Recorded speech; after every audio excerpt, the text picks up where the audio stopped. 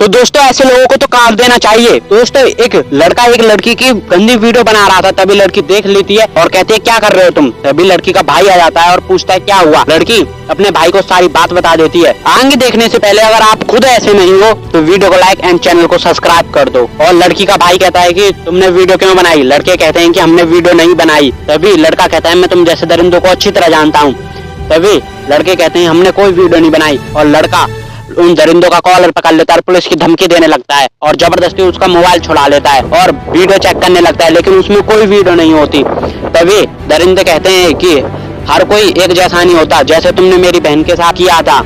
और लड़की अपने भाई की पूरी सच्चाई जानने के बाद पुलिस को बुलवाकर पकड़वा देती है।